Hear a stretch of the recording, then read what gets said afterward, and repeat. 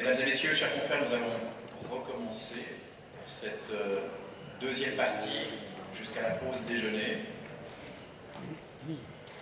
Nous avons à nouveau 4 orateurs extrêmement expérimentés de juridictions différentes et nous allons commencer avec une avocate française, Madame Patricia Meyerson. Maître Meyerson est avocate au barreau de Paris. Elle a créé et dirige son cabinet, le cabinet Meyerson, depuis 1988.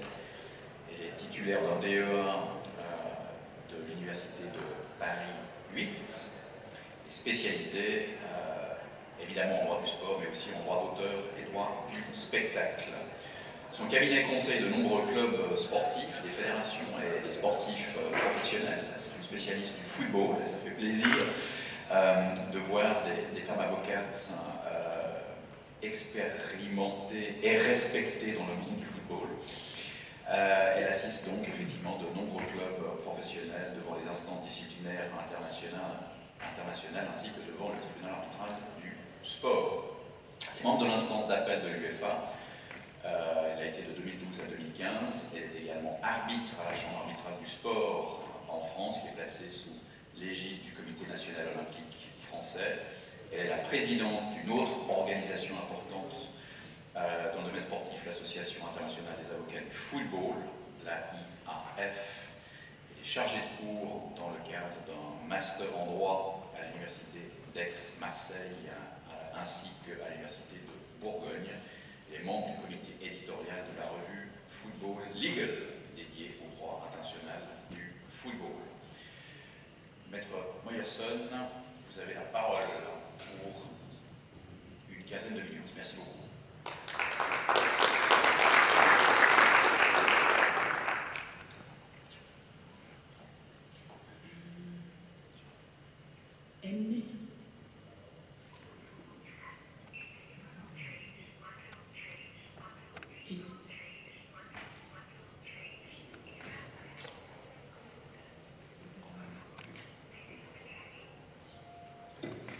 Bonjour, je vais donc vous parler, en anglais c'est bien, c'est le même mot, Sporting Competition and Competition Law.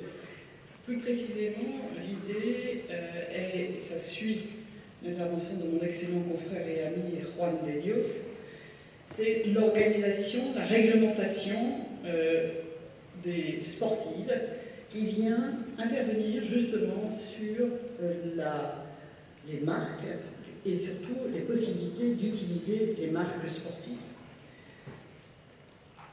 En réalité, si on a un client qui doit associer sa marque à une marque sportive, on doit se poser un certain nombre de questions.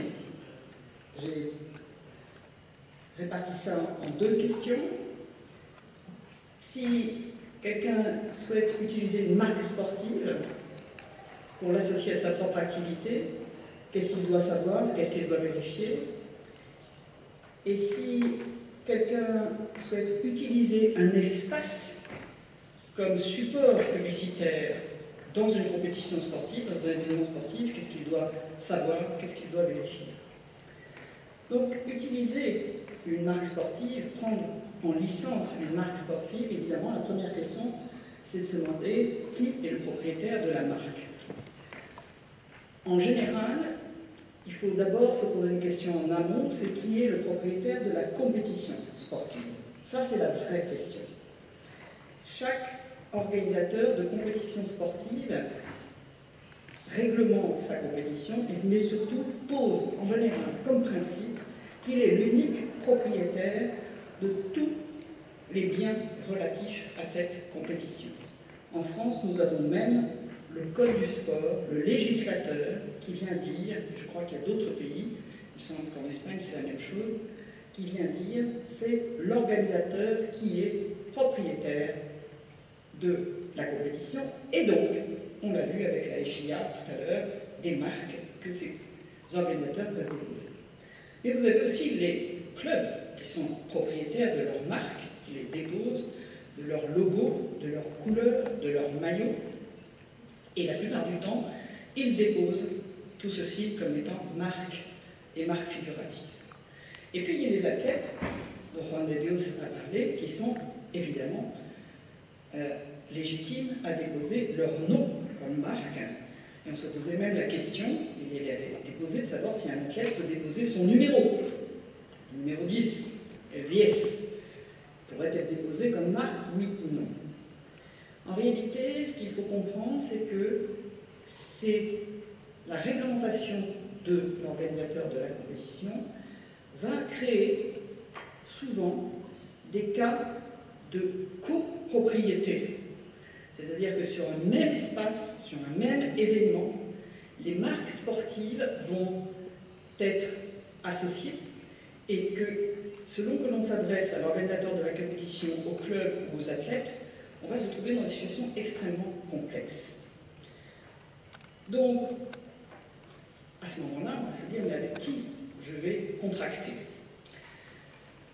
Les organisateurs de compétitions sportives, je l'ai dit, régulent le droit d'utiliser les marques sportives. Ils peuvent même prévoir qu'ils sont les seuls à pouvoir donner en licence, conférer des droits marketing à des tiers. Ce sont des situations dans lesquelles la vente des droits est centralisée. L'exemple en France, dans le football, la Ligue de football est autorisée à céder des droits au nom des clubs. Ensuite, on répartit les droits. Donc, on a le propriétaire, mais on a aussi celui qui est autorisé à vendre les droits.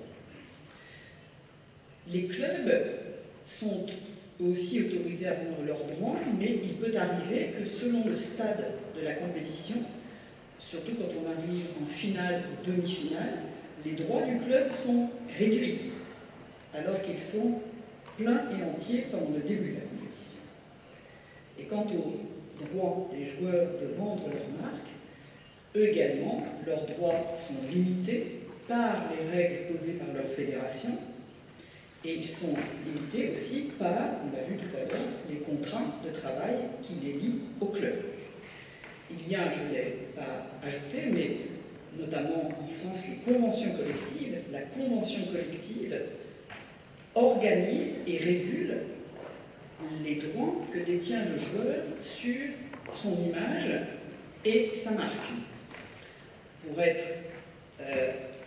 Pour simplifier, on va dire que la convention collective dit que le club est titulaire de l'image collective de l'équipe, et dans certains sports, c'est même jusqu'à, on peut descendre rapidement, il y a 3 joueurs réunis sur la même photo, ça appartient au club, et le joueur, lui, ne peut utiliser son image et sa marque, et ses marques, que s'il est seul, soit sans la marque du club, il fait ce qu'il veut, soit avec la marque du club, mais là, il doit le faire en accord avec le club.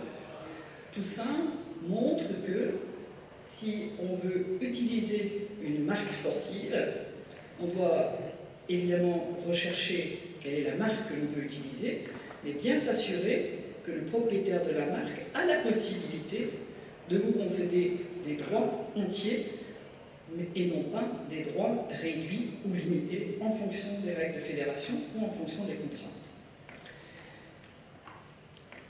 Quelques exemples, quand je parle de la mesure, les organisateurs de compétition des fédérations, maintenant, segmentent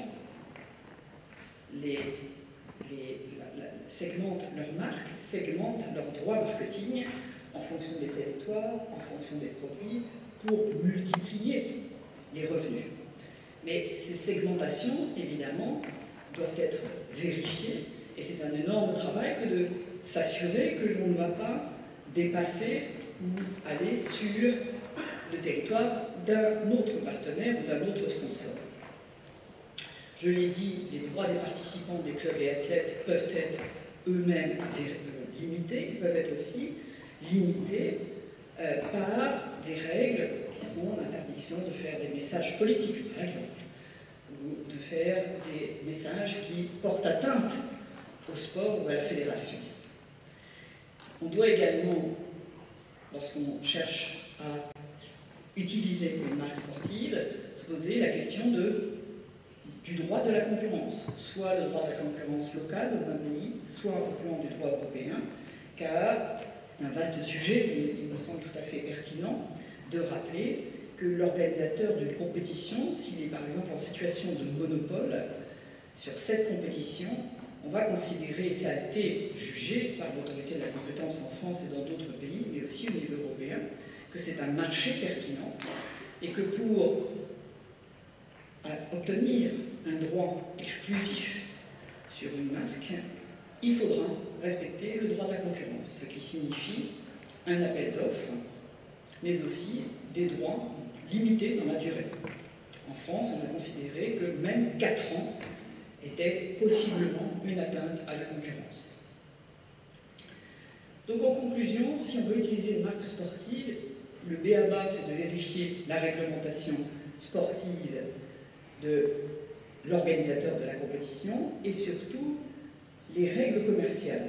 L'UEF1, je l'ai apporté, j'aurais pu vous le montrer, mais l'UEF1, les règles commerciales pour le Champions League, mais aussi pour la compétition qui va avoir lieu l'année prochaine en France, les règles commerciales sont extrêmement précises et un sponsor qui souhaite s'associer à une marque sportive doit prendre tout cela en considération pour connaître exactement le périmètre des droits qui lui seront concédés.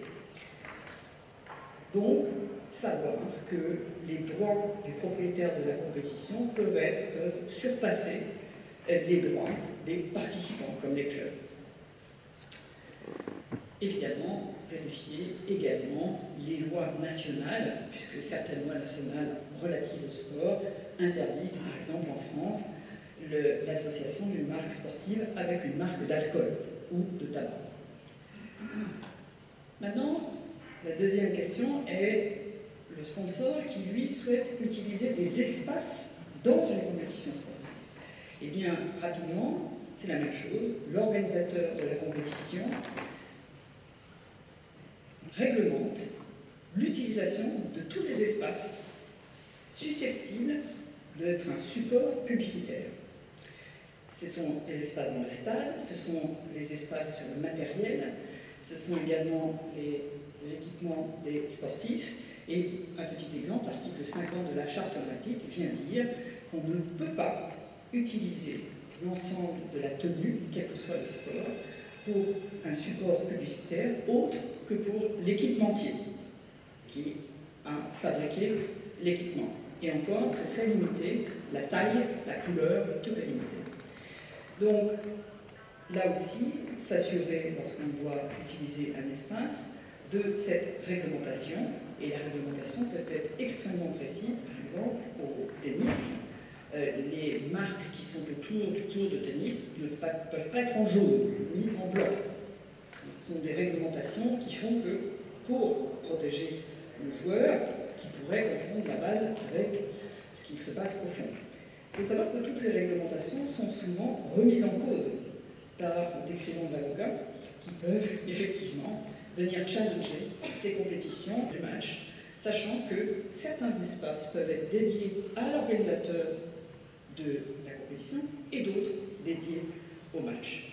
Certains organisateurs requièrent, c'est le cas de l'UEFA, ce qu'on appelle un clean stadium, c'est-à-dire qu'il faut écarter toutes les marques des participants au profit des marques des sponsors. Je prends un exemple de l'association de marques, c'est le naming de stade. Première question à se poser, c'est qui est le propriétaire du stade? Mais ça ne suffit pas. Qui est l'opérateur, l'exploitant du stade? Vérifier le contrat entre le propriétaire du stade et l'exploitant, et possiblement un troisième qui est le club résident. Toutes ces situations peuvent conduire à des confrontations de marques sur un même secteur, et c'est pourquoi on voit de plus en plus souvent des marques concurrentes qui, l'un sont sur le stade, l'autre sur le maillot, et le troisième sur le maillot du compétiteur en face. Il faut savoir que certains organisateurs, c'est le cas par exemple de la règle 4.3 de la Champions League Regulation, organisent et vient véritablement réglementer et imposer des règles concernant le naming du stade. Donc, quand on prend le naming du stade, il ne faut pas croire qu'on va systématiquement avoir une visibilité sur toutes les compétitions, car certaines réglementations sont plus fortes que le contrôle. Même chose pour le naming d'une compétition. Je redécline qui est le propriétaire de la compétition, qui peut concéder les droits d'associer un nom à une compétition. Et c'est évidemment que ces contraintes créent des conflits, par exemple avec le naming du stadium ou les sponsors des joueurs. Il y a aussi des situations où on est carrément en violation de la loi nationale. Heineken Cup en rugby s'est posé la question de savoir si en France on pouvait utiliser le terme Heineken Cup alors que toute promotion d'une marque d'alcool est interdite dans les stades.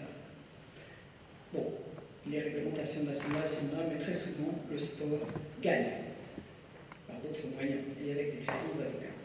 En conclusion, il faut, lorsqu'on souhaite utiliser un espace comme support publicitaire, vérifier effectivement la réglementation de la fédération pertinente, vérifier les rapports contractuels entre, je l'ai dit, les différents titulaires, propriétaires possibles de ces espaces, vérifier qui a la capacité à les vendre, et puis aussi, là encore, respecter le droit de la concurrence, car certaines situations peuvent conduire les autorités de la concurrence à penser qu'il puisse y avoir une entente ou une autre infraction au droit de la concurrence, et à ce moment-là, effectivement, un contrat pourrait être un contrat exclusif, pourrait être remis en cause sur le terrain du droit de la concurrence. Voilà, j'ai terminé. Merci.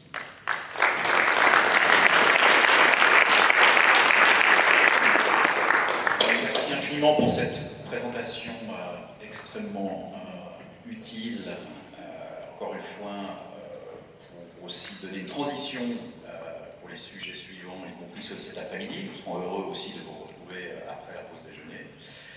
Mais avant cela, d'autres orateurs, bien sûr. Comme vous le savez, l'UIA est une organisation mondiale et nous ne voulons certainement pas donner l'impression que le sport et le droit du sport sont finalement limités à l'Europe, à la Suisse ou aux États-Unis avec d'autres sports.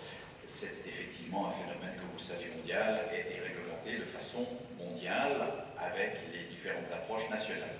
Et donc nous avons le grand plaisir d'avoir un orateur d'Afrique du Nord qui va nous donner une perspective par rapport à sa propre juridiction.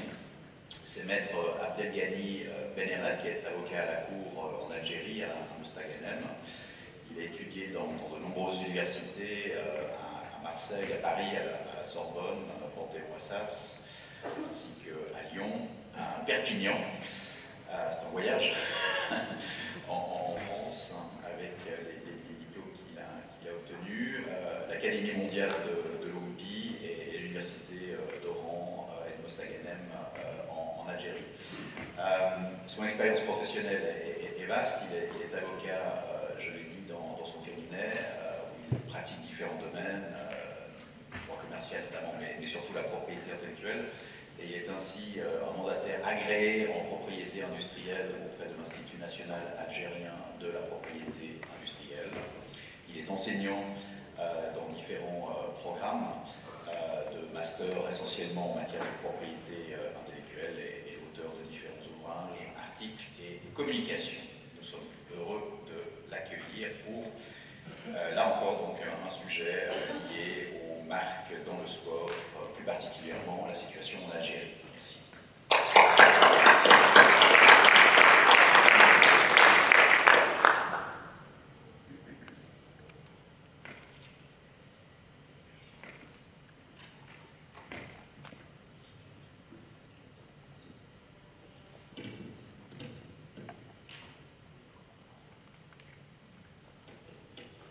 Bonjour.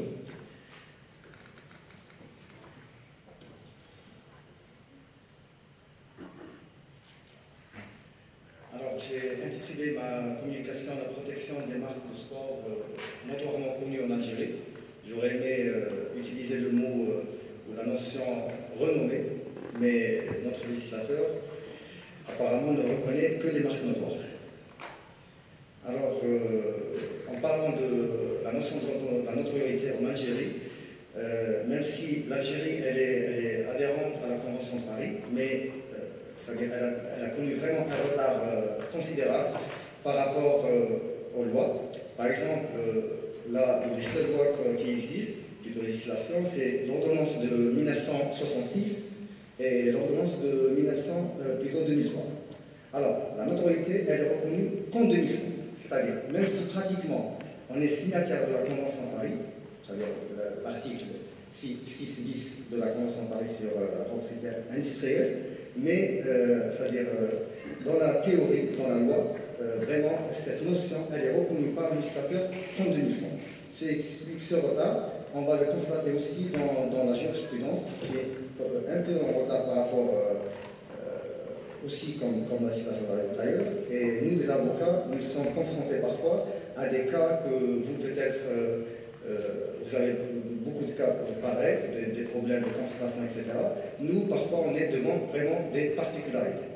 Alors, comme mon confrère l'a cité, ça ne concerne pas que les États-Unis ou la France ou l'Espagne, aussi en Afrique, en Algérie en particulier, c'est-à-dire la marque du sport connaît vraiment un marché économique important. Alors, elle est devenue jusqu'à dire que vraiment c'est un symbole identitaire pour les jeunes. Les Algériens, c'est-à-dire l'Algérie a participé par exemple à la Coupe du Monde de football à plusieurs reprises. Alors, ce qui fait comprendre que ce marché, tellement important, il est très touché aussi par la contrefaçon. Alors, je viens de parler de l'absence de la notion, c'est-à-dire de la renommée. Contrairement, par exemple, je cite, même si ce n'est pas mon domaine, mais le législateur, par exemple, tunisien, a reconnu, vous savez que la marque, vous savez, quand on dit la marque vraiment sportive, très très connue par mondial, on peut dire que c'est une marque de haute renommée. Alors, comme ça n'existe pas une protection particulière à la marque renommée, disons que ce soit une marque connue en Algérie, large public, ou connue à l'échelle mondiale, on parle très souvent de la marque notoire. Alors, est-ce que c'est un régime juridique unique ou on a un régime particulier à la marque de sport? Non, on peut dire séparé. Le législateur algérien traite les marques par une seule loi, que ce soit des marques notoires, des marques de sport, etc.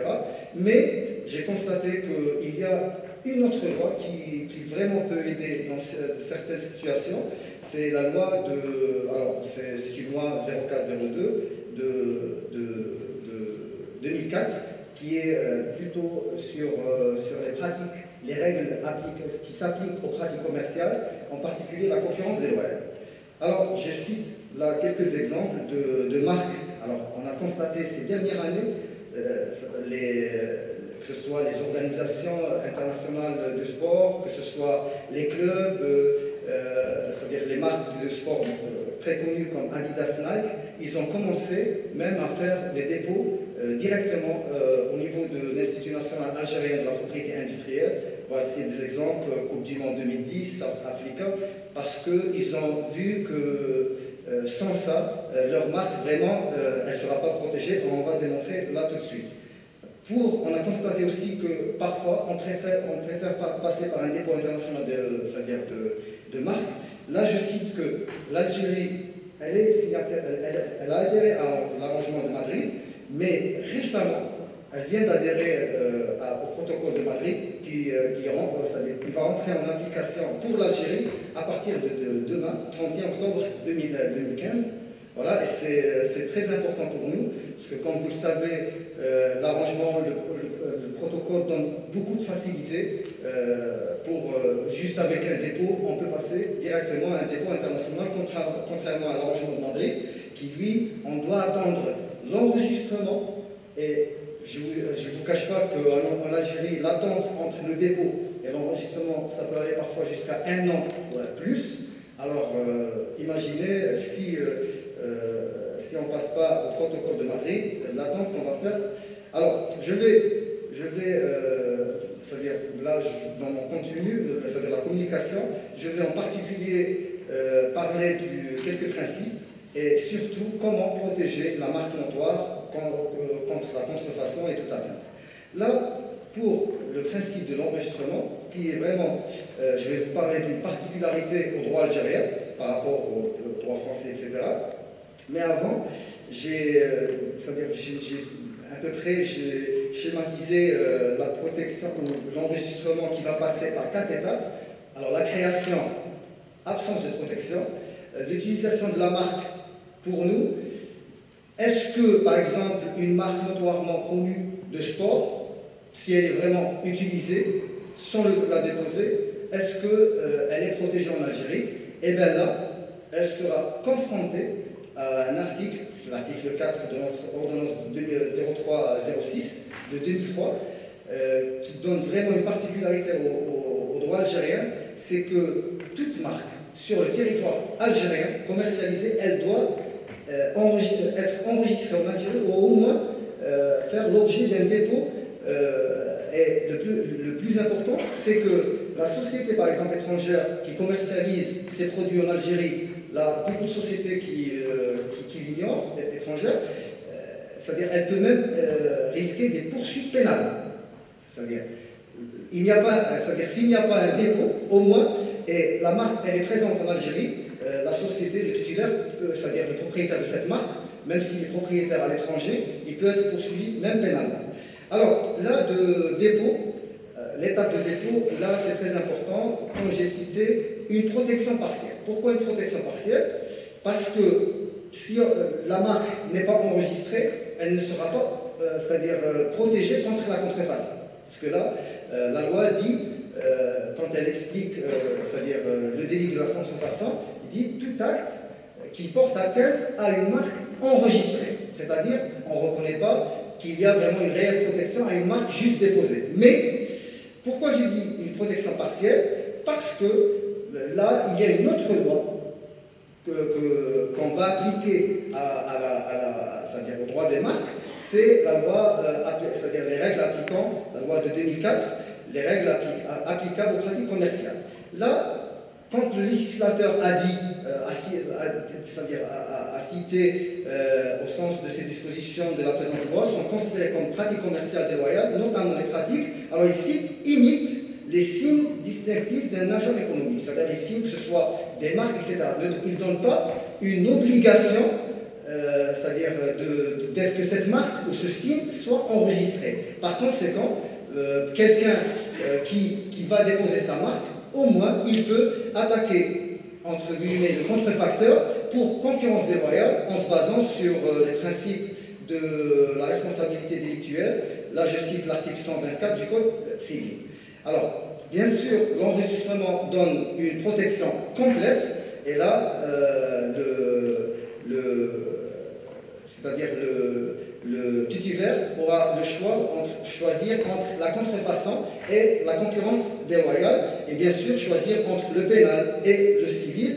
Là, quand on parle d'une marque notoirement connue et enregistrée. Mais si la marque elle est non enregistrée, bien sûr, il y reste la solution de l'action de la concurrence déloyale.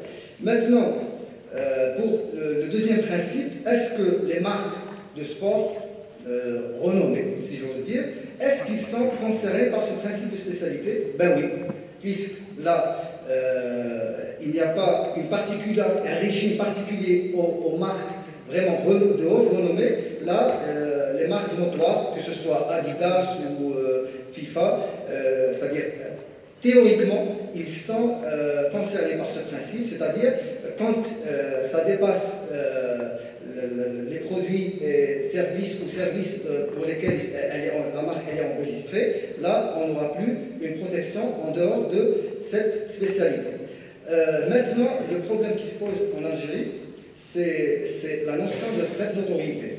Là, est-ce que, c'est-à-dire le législateur, je pense même en France, il n'a pas donné des critères de notoriété. Mais là, on a pratiquement, par exemple avec l'INAPI, on a adopté les mêmes principes à peu près de la jurisprudence française. Je cite l'ancienneté de la marque, le succès commercial, l'importance du budget, la qualité de produit, etc. En ce qui concerne la contrefaçon, une chose très importante, c'est comment récolter cette preuve qu'il y a une contrefaçon. Là, il y a beaucoup de méthodes, ou plusieurs procédures, même parfois contradictoires. Il y a un nouveau code de procédure civile et administratif qui englobe tout ce qui concerne la propriété intellectuelle, c'est-à-dire si une personne a vu son produit contrefait, il peut, par voie d'ordonnance, obtenir une ordonnance pour une saisie conservatoire. Là maintenant, l'ordonnance spécifique à la marque, si on passe par cette procédure, l'avantage c'est qu'on peut, celui-ci peut être accompagné par un expert pour faire un état, pour faire une description vraiment détaillée des produits contrefaits. Et aussi l'avantage c'est qu'on a un délai, pas de 15 jours comme le code de procédure civile et administrative prévoit, mais un délai de 30 jours. Là, en conclusion, vraiment, nous sommes en tant que pays en voie de développement, c'est vrai qu'il y a beaucoup de problèmes, c'est un marché qui vraiment marche. Une nouvelle loi, ce que j'ai proposé pour les marques, parce que notre loi ne donne pas vraiment des détails, et en absence à peu près de jurisprudence vraiment concrète dans la matière, apparemment il y a un projet pas sur les marques, mais un projet de loi pour la contrefaçon d'une façon générale, mais je pense qu'il va vraiment aider ou compléter cette loi. Alors, il faut aussi, je propose toujours, il ne faut pas tenir le principe de spécialité quand il s'agit de marques de sport vraiment renommées. Et bien sûr, pour les étrangers, quand ils voient que vraiment cette obligation de déposer la marque, il y a d'un autre côté une peine vraiment pénale, là je pense qu'il est préférable de pénaliser cette obligation de l'enregistrement de marque. Et bien sûr, en ce qui concerne quelle procédure, voilà, une société étrangère, elle a une marque de sport très connue, elle est contrefaite, quel est le meilleur moyen? Moi je pense qu'il faut favoriser l'action commerciale parce que pratiquement, quand on choisit le pénal, on trouve les décisions qui ont été prononcées dans ce sens, ils ont acquitté le contrefacteur parce que, entre guillemets, il n'avait pas la mauvaise foi de contrefait. Merci beaucoup.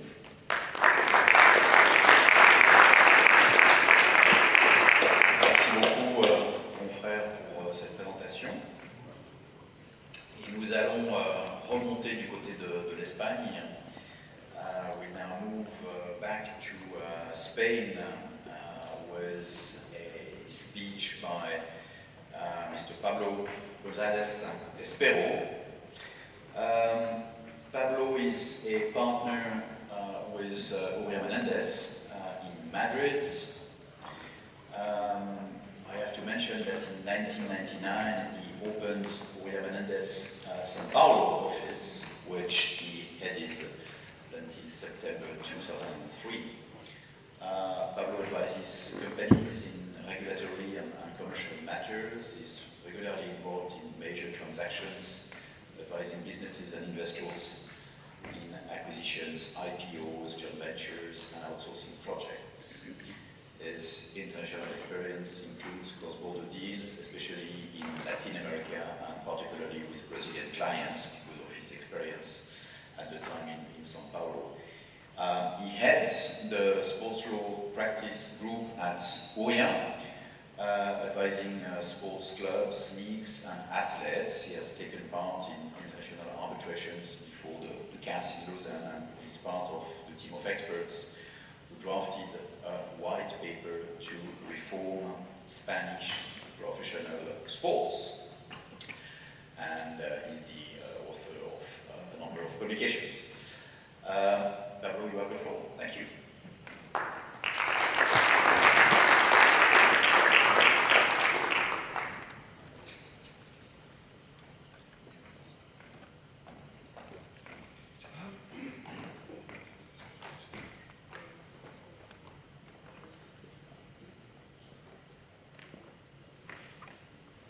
Good morning, afternoon to all of you. First of all, thank you so much for the UIA to inviting us to make this presentation. I would like to start by emphasizing that I will not approach this as a matter of Spanish law, but rather I will try to put in front of you my experience dealing internationally with these rights, because if something is for sure these days, that the boundaries of sports law and the boundaries of trademarks goes beyond Spain, and we always have to deal with these matters in an international fashion. Second, I'm going to try to give you a conceptual framework of, from a very pragmatic approach of what we have experienced in all these years in advising clients, especially focusing on sporting goods manufacturers with these matters.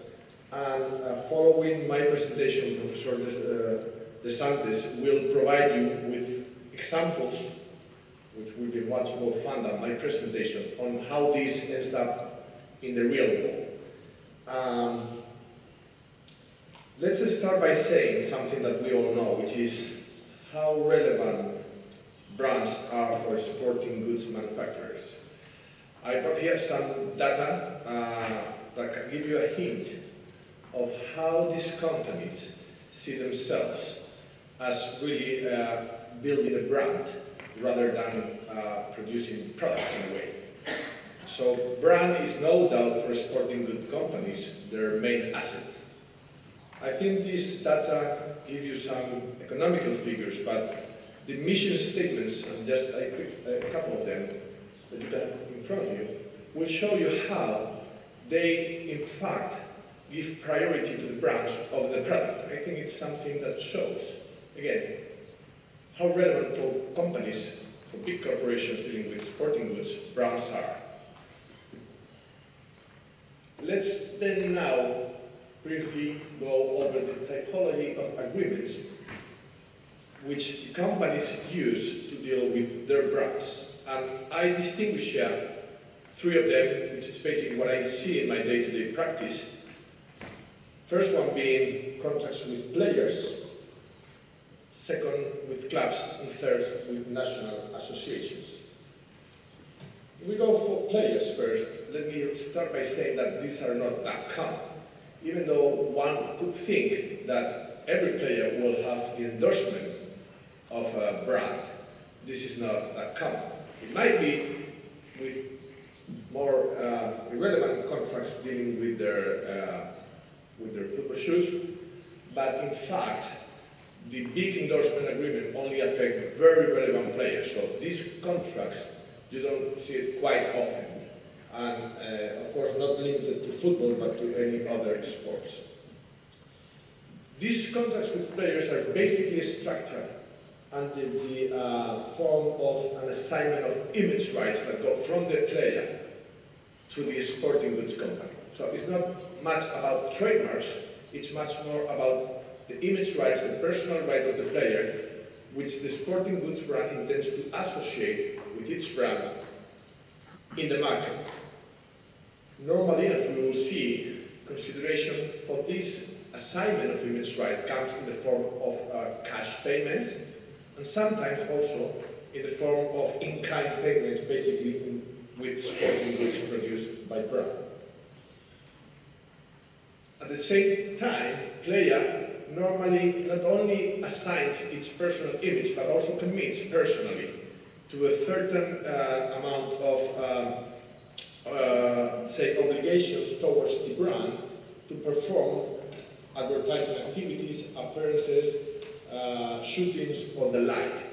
So, the first thing that we have to bear in mind when we deal with this kind of contracts is that the player is, of course, the essence, and sometimes there is an image company here that holds the right, and we have to see how we combine the appearance of both of them. So normally, these end up being trilateral agreements where you have the sporting goods brand on one side, the image company of the player, plus the player himself, in order to ensure that the personal obligations that he's undertaking will be complied with.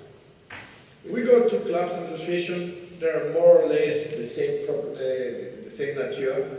We come here to really contracts where the clubs and associations assign or license their trademarks for the benefit of the sporting good brands in order for the latter to produce apparel that can be sold with the image or with the brands or with the names of the clubs and associations.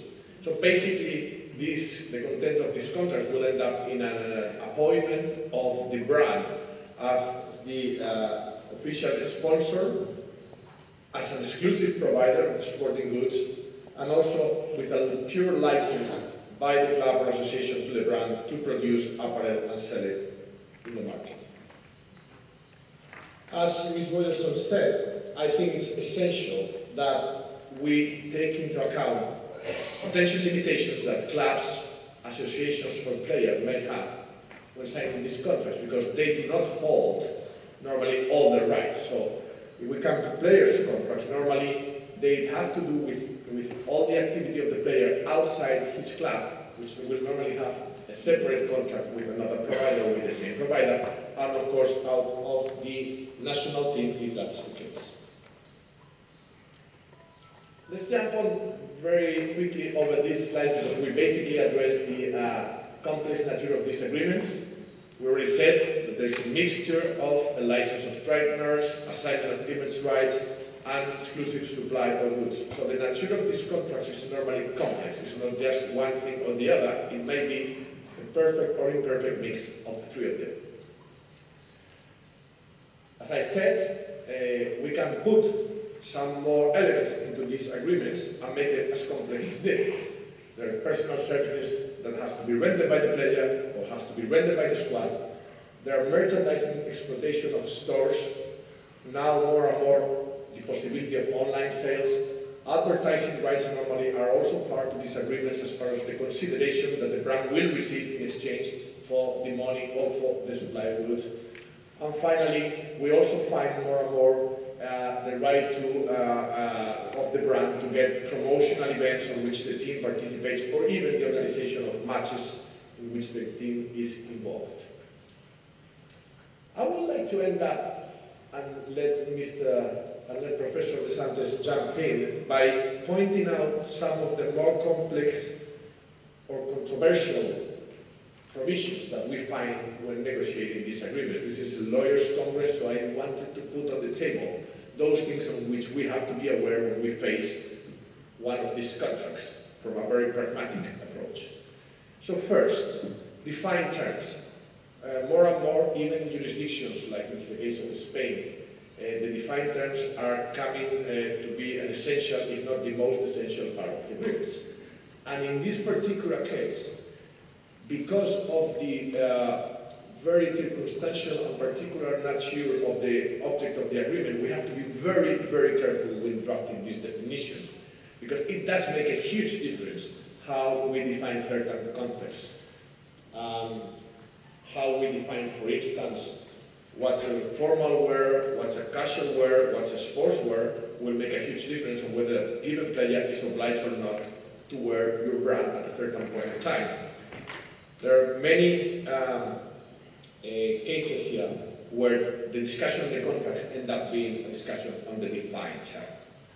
Second, we have to bear in mind at all times that we are leading with a moving target. We have a player, we have a club which is now playing well or bad. We may have a player that moves from one country to another or from one club to another, and this will have certainly an impact on the contract. So we need to anticipate at all times how the contract will be affected by these changes. For instance, when a club is relegated, or when a player moves from one jurisdiction to another, or if a player which is signed very young has a racing career and ends up being a superstar. You have to anticipate how will this impact the contract in order to make sure that at a given point there is an imbalance on the consideration of both parties that could lead one or the other party to try to terminate the agreement due to this unbalanced consideration. Third, description of obligations of player, club, and association. This is sometimes really freaky how detailed it can be. But believe me, it is essential. Who should wear, what to wear, when to wear, how to wear. This is the key in most of these contracts. And the discussions are normally around this context. Consideration, always relevant in any contract, of course. Normally we have two kinds of consideration here when it comes from the sporting goods to the player. One is cash. Normally you have a retainer, that's no problem. Normally you have a variable which is linked to the actual sales of the licensed products. Again, this has to be crafted very carefully in order to ensure that everything that needs to be encompassed is encompassed, and that things that do not need to be encompassed are not. Otherwise, the player or the club may have the temptation to try to get more than it deserves. New media, social networks. Mr. Santos will go on this, so I won't stop here. This, of course, has become essential part of the agreement. It wasn't some 6-8 years ago. Nowadays, these provisions are more and more detailed in terms of how the player, how the club, and how the brand associate themselves in the new media, in the internet, in the social networks. Just to finish, termination events. I said here, it's all about image and goodwill, and it is. I mean, really, these contracts normally terminate because one of the parties feels deceived with the image that the other party is projecting to the market. So we have to craft also very carefully what are those events that could lead to the early termination of the agreements. And it is needless to say that normally these are not fancy events. So there are normally problematic events that deal either with the player or with the club. I would, if I may, recommend not to be very cautious about this because things happen. And they happen more frequently than we will anticipate.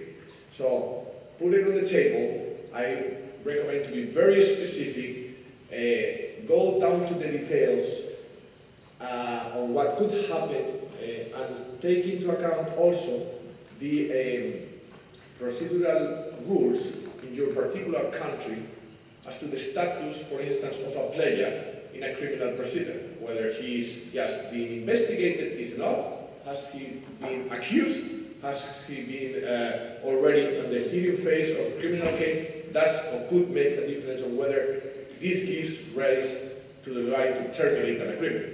Of course, for the marketing people, it is all the same. The guy is on the press, you know, we can no longer associate our image with this guy, but then the lawyers come in and say, yeah, well, but he's not convicted yet. So we have to be very careful as lawyers, because at that point of time they will turn to us and ask, can I terminate? And believe me, they don't like to hear, you cannot.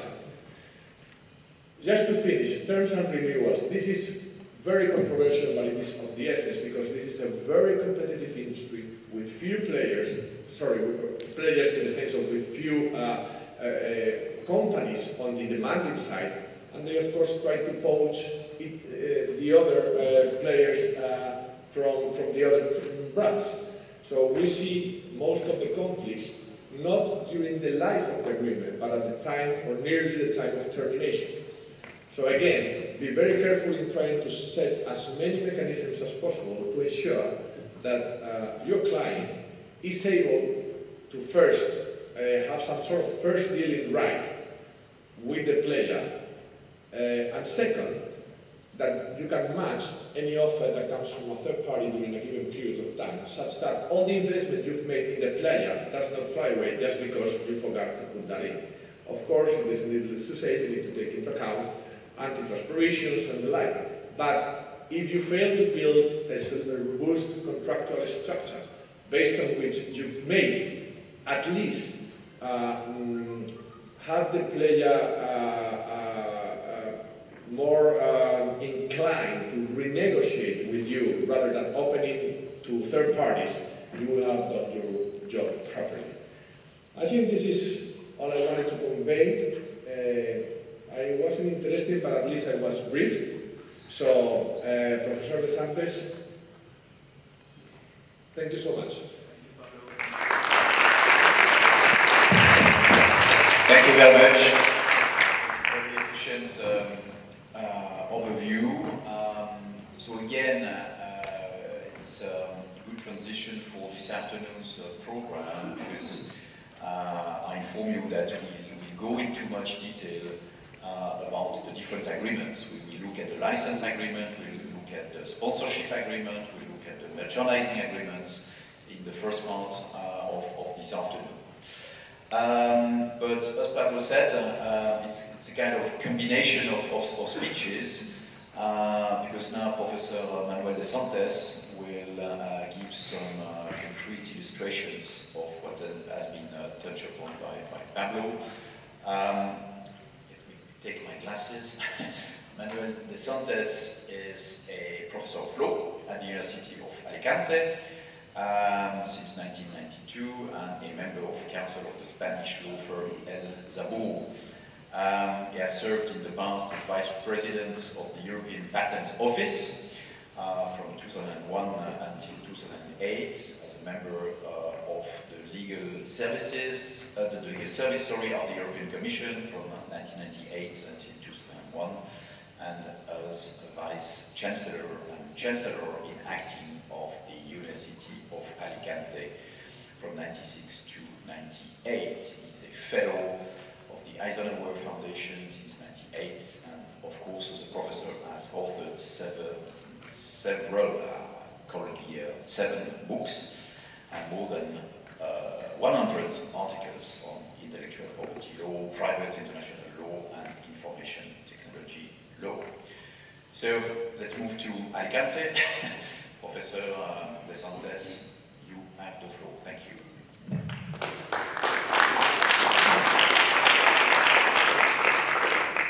Here you have the icon. Still $60 million per year.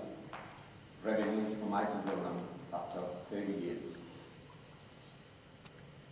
But things have changed so dramatically since then. This was Web 1.0. But then we moved to Web 2.0, social networks. And then things changed.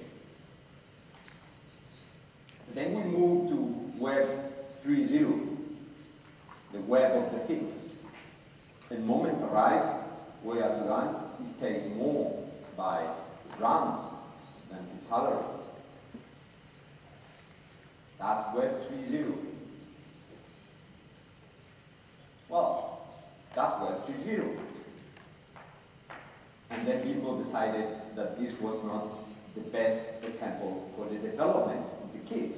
A guy being 165, so people moved to Ronaldo.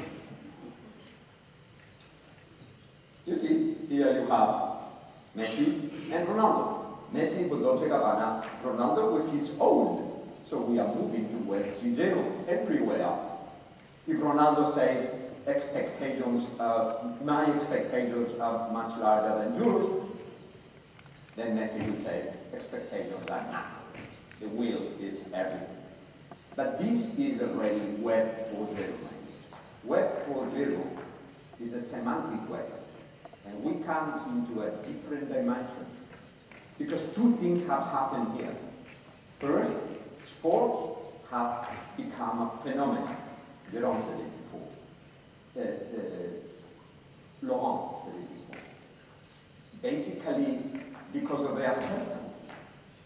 But second, the same way we move from Web 1.0 to Web 5.0, we move in the sports. And we are moving into a situation where Nike is not a brand, it's an attitude. Web 4.0, which is the semantic way, and you will see it in some years, will move us to Web 5.0. And in Web 5.0, the virtual dimension and the physical dimension will come together in a way that you will not know whether I am talking to you or it is my avatar. So what are we talking about? We are talking about emotion. We are talking about feelings. This is what trademarks brands have become. Forget trademarks as something which recognize an enterprise. We are talking about innovation by promoting feelings and promoting emotions. We are talking about added value. And it is here with a new profession, which I call the inno-mediators, can pass. So I would like in these 15 minutes just bring to you two issues. One is just bringing some relevant things which matter. And then we will apply these to some relevant contractual clauses which matters. And thanks, Pablo, for the introduction. I will try to follow you. Here, what matters, Gavin, is the human. We have trademarks of products. We have trademarks of services. But we have trademarks where we have human beings. These three are trademarks. But this is services. This is products. This is a human being. When we have a human being involved, that's a trademark, that's a trademark, that's a trademark. Then the human factor comes. And then is Graham Greene's, which comes to our mind. You will remember very well this book and this field. What is the consequence? The consequence is that when we deal with human beings, things can happen that you cannot expect. And the athlete could be an angel or could be a demon. Could go in the right direction or could go in the wrong direction. Let me put you some examples. When we see this is appreciated by the public. He's winning, he's winning, he's losing. He's winning, he's losing. But the reputation is there even when he is losing.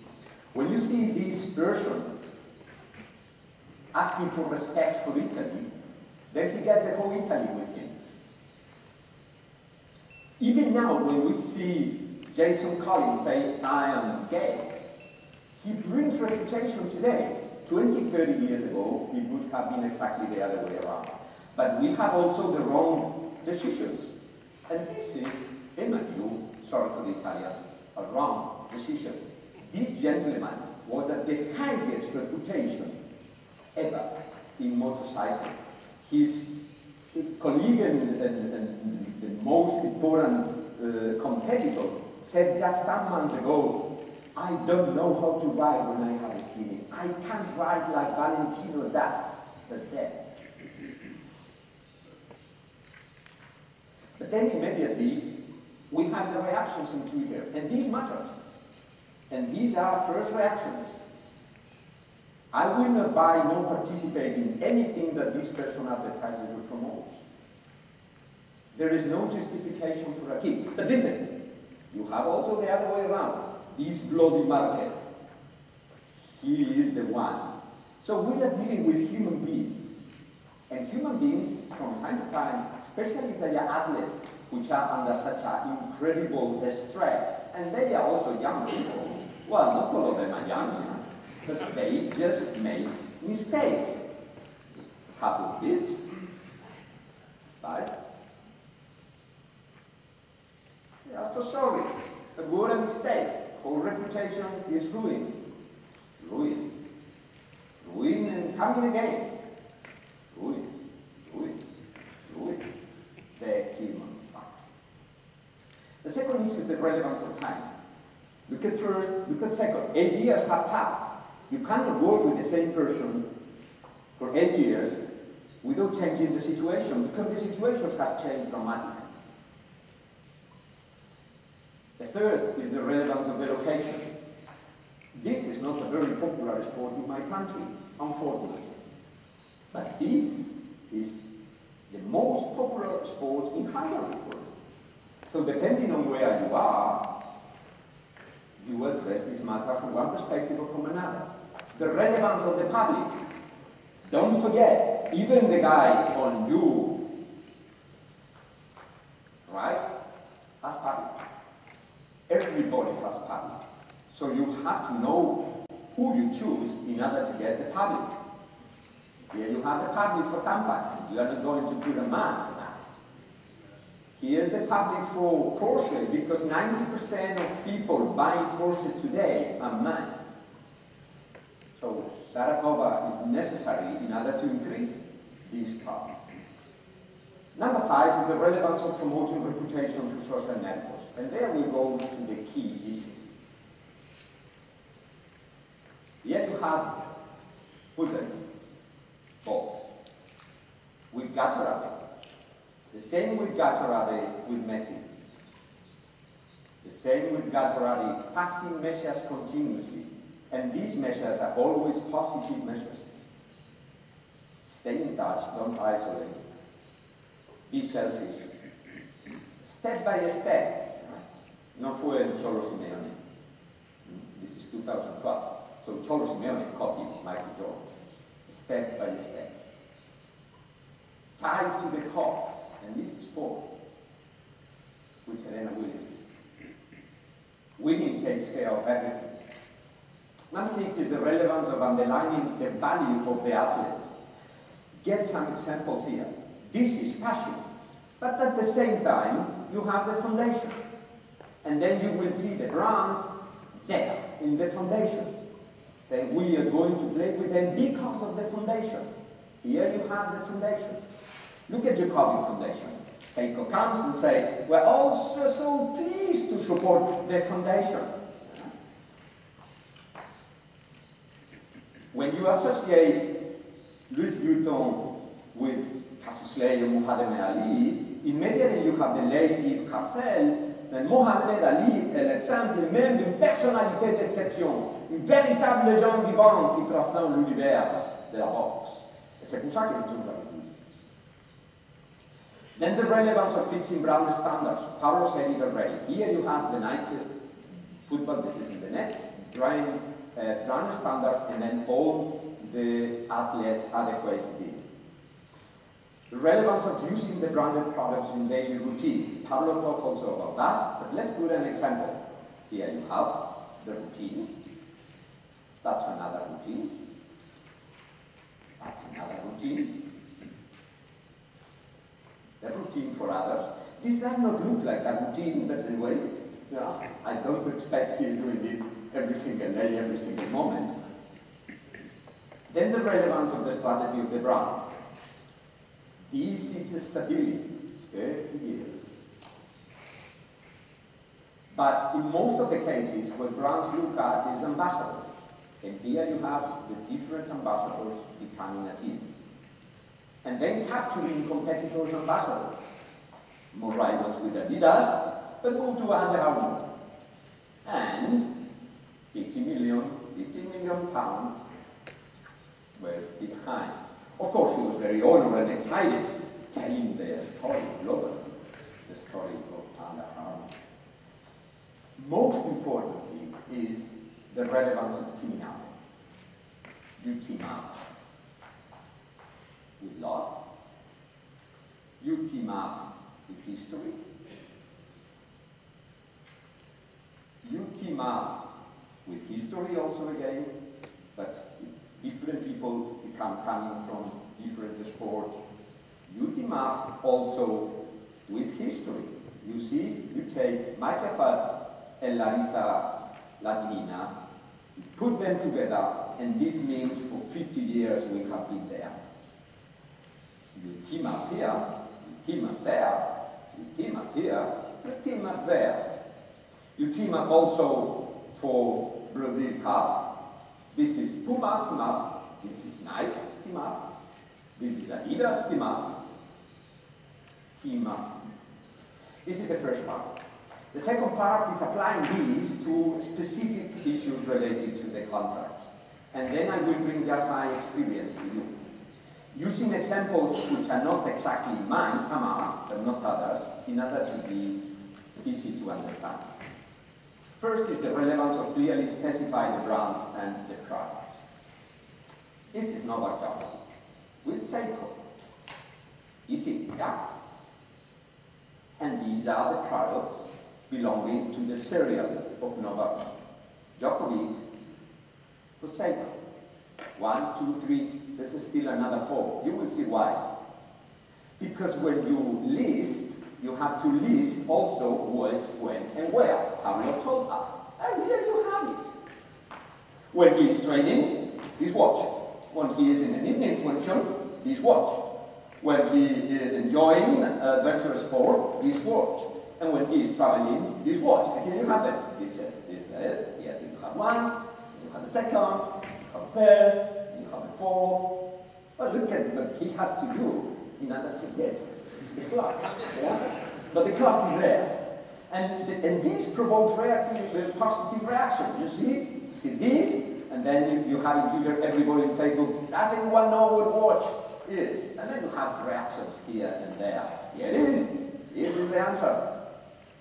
Then the relevance of clearly specified ownership of content rights, then intellectual property comes through three aspects. First, the express recognition by the athlete of the company brand's IP rights, then the obligation of cooperation to obtain and maintain protection of the IP rights, then the unrestricted right to use such IP rights after the expiration of the contract. Number 4 could be the relevance of including confidentiality clauses.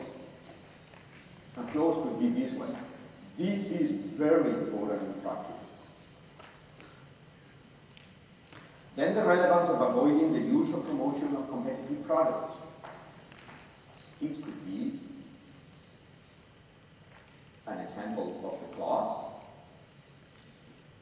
Well, when you see this, and you see this, I guess you could tell me who, what kind of product is promoting the gentleman, yeah? Then there's a joke saying that someone was sent to Colombia to buy coca, and he brought Pepsi. Wow.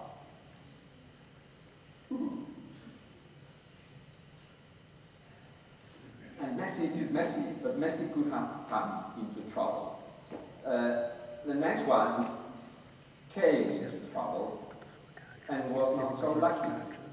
Ronaldinho signed November 2011 a sponsorship with Coca-Cola, especially thinking on the World Cup in Brazil. But if you go to internet, go to Google, put 2 images, and you will not find a single image of Ronaldinho and Coca-Cola. All of them are left. Why?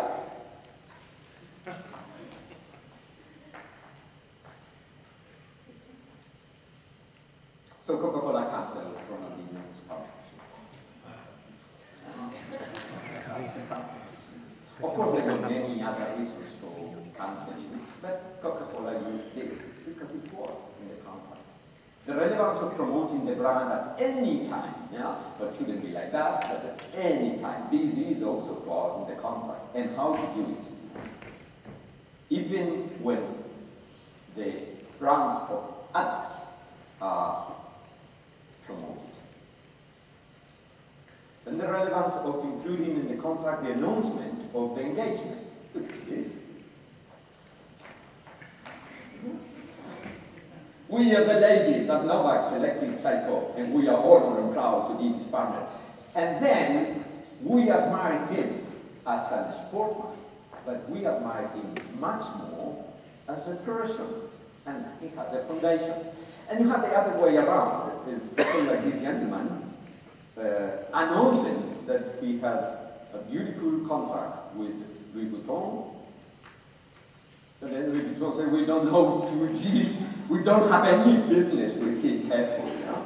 So the relevance of calculating the reward also, Pablo talked about it. I just want to bring this example you probably know. Foreman, in 1996, came into an agreement where he was promoting George Foreman Grill.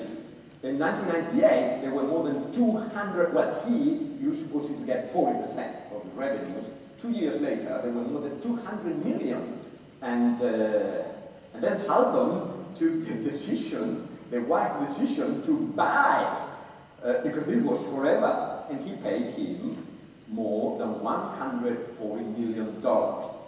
And still today, $37 million, and still today you have this gentleman so happy, you see, every single day. Then the relevance of negotiating clearly the duration of the contract. And this is something you can see in internet. Except the first time lifetime contract, all the others are athletes who are getting old, so careful. Then the relevance of finding objective ways of measuring the success. Pablo talked also about it. Yeah? We could do it through value content, we could use value boost, You could do it through value traffic. There are many ways to do it, but this is something you have to include very clearly in the contract. Then the relevance, and we're coming to an end, of including proper termination clause. Pablo also talked about it. Wow, this is the right of the company, the right of the athlete, and the effects of the termination. These are typical clauses, and we'll go right directly to that, but athletes commission of any act which shocks or offends the community.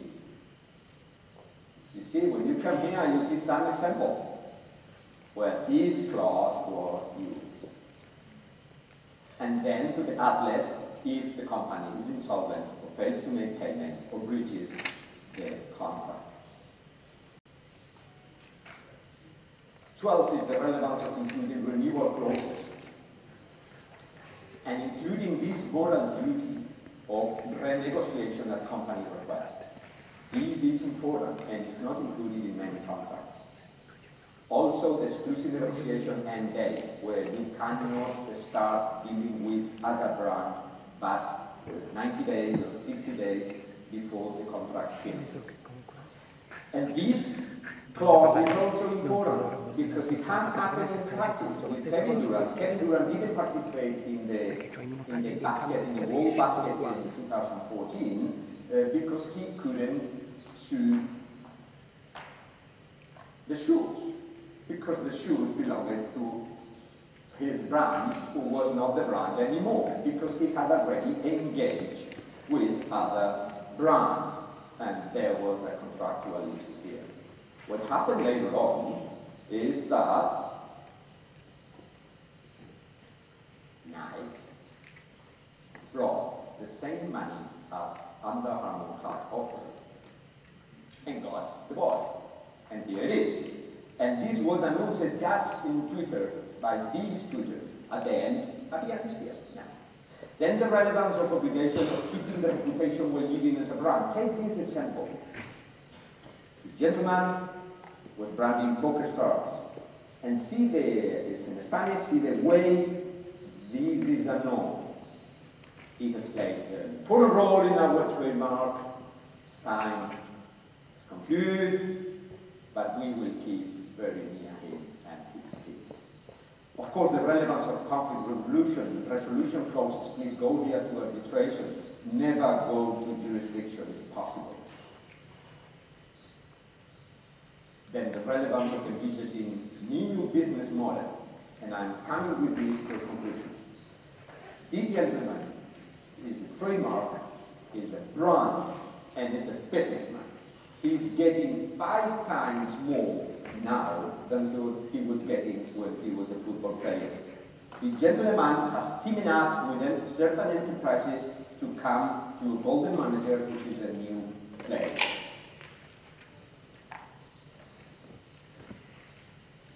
Pepsi here comes into a new world, which is the art. So we are combining sponsorships, we are combining brands, athletes with art. Perhaps in the future, we will have most of our museums with this. This gentleman is an entrepreneur per se. So the models are changing, and the conclusion, the only conclusion is, please bring a specialized lawyer. For certain reasons. Number one is because both the athlete and the brand needs desperately a lawyer here. Things are complex, and only a lawyer and a specialized lawyer could be making simple. Because the risks are far much more complex today than 10 years ago. But Xavier, they will be much more complex in 10 years, when we will be in Web 5.0, and the virtual and the physical will be mixed. Specialized lawyers will be necessary. Please, please, please, please avoid standardized contracts. This is something very specific. Each contract deserves care and attention. And the specialized lawyers require industry-intensive knowledge, acquire along the years. But not only in sports, but also in negotiations. Specialized lawyers should understand both the brands and the athletes, and this is not the case many times. And remember, protection IP is much more important today than ever. We moved into a Web 5.0. Probably this is where you will keep after this presentation. We move into a Web 5.0, and if you invite me in 5 years, I will bring a completely different picture. Don't forget, this is not for the big. This is today fundamentally for the small. Most of our clients, most of my clients are small and medium enterprises, especially small enterprises, dealing in the internet world, and for them, this is becoming more and more important. This was me 20 years ago. Thank you very much.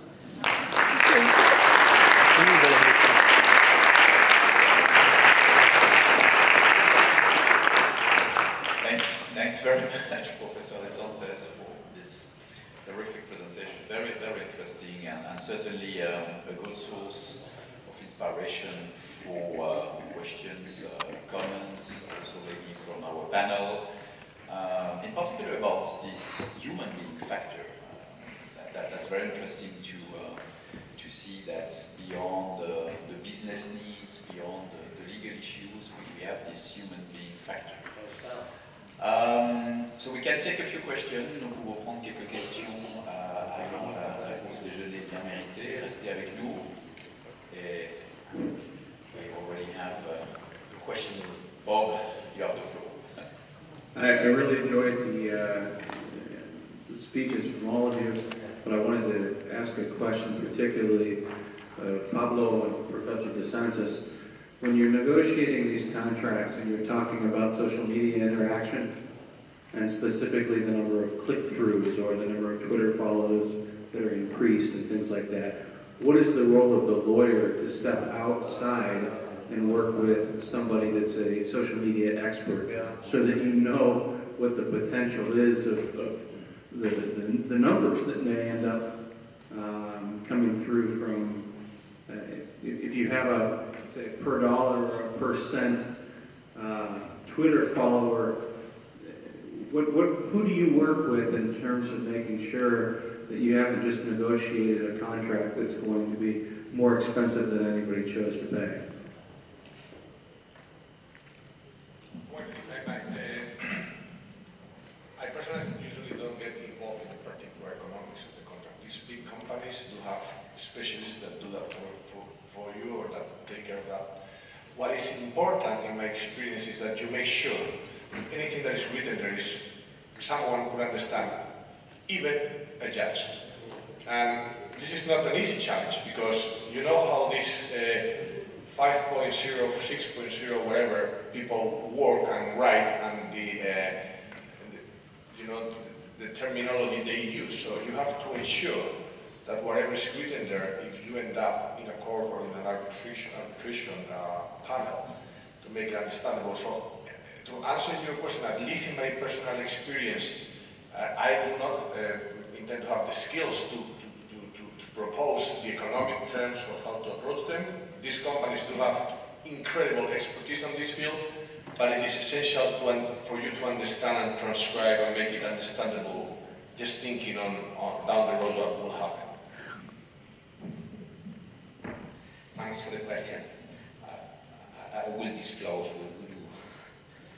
Perhaps it's a little bit disappointing that most of our clients are small enterprises and small outlets also, let's say. The very answer is timing, first, and second, understanding what is the role of the lawyer, which not always is the protagonist, let's say.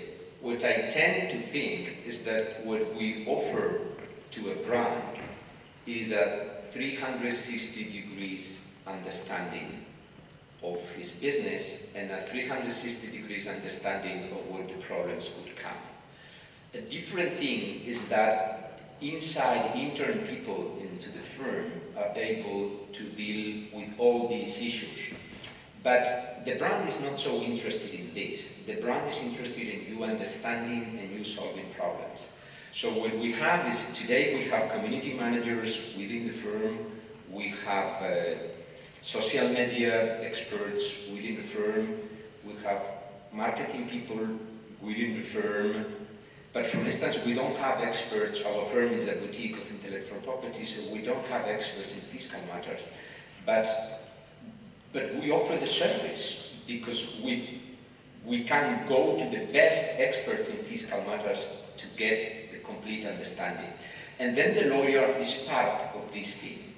The only thing, and I finish with that, the only thing I stress to my people again and again and again is understanding.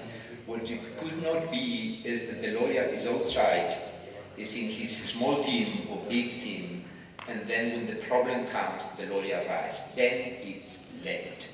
The lawyer has to be at any moment, working at any moment with an understanding that the less he is used, in practical terms, the better, but he is always there. And by doing this, he will be always advised from the very beginning. This prophylactic understanding, in my view, is what could bring better profits for our clients. Merci, professeur Desantes, pour montrer ce rôle fondamental de notre profession. C'est un congrès d'avocats. On n'est pas là pour vous parler finalement d'autre chose que notre métier. Et donc ces exemples très concrets vous montrent le rôle que nous devons avoir dans ce domaine. Any other questions, comments from the panel?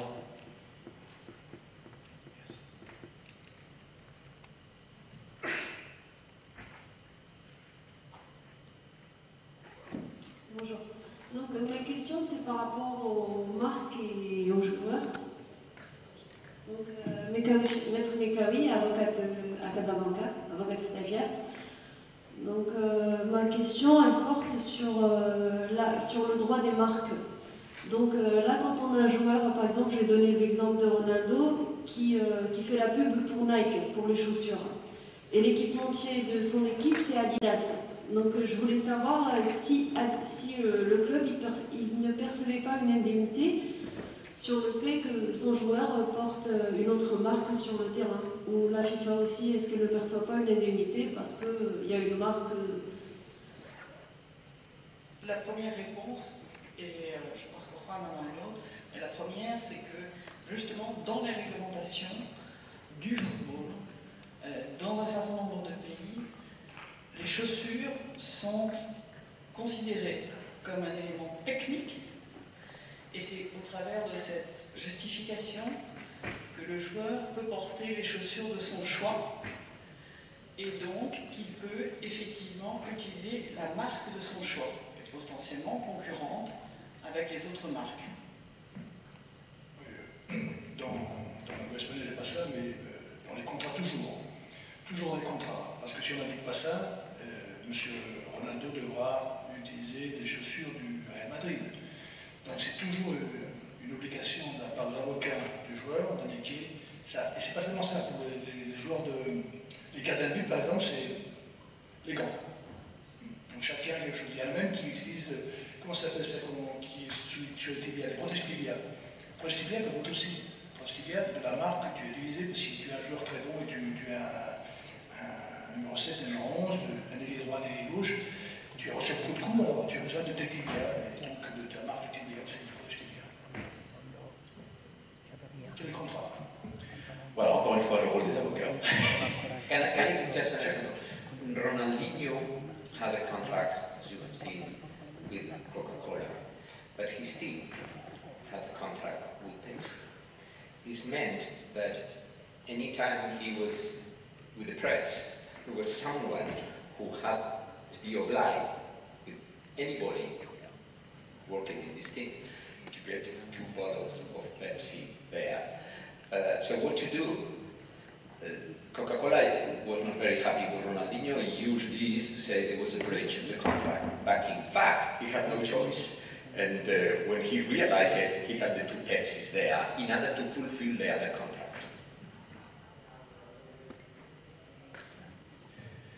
Je crois que nous devons aller déjeuner. Nous allons conclure cette séance. Gavin and myself were very proud to welcome our fantastic speakers, the 8 speakers of this morning's session. Thank you so much for them. Merci beaucoup.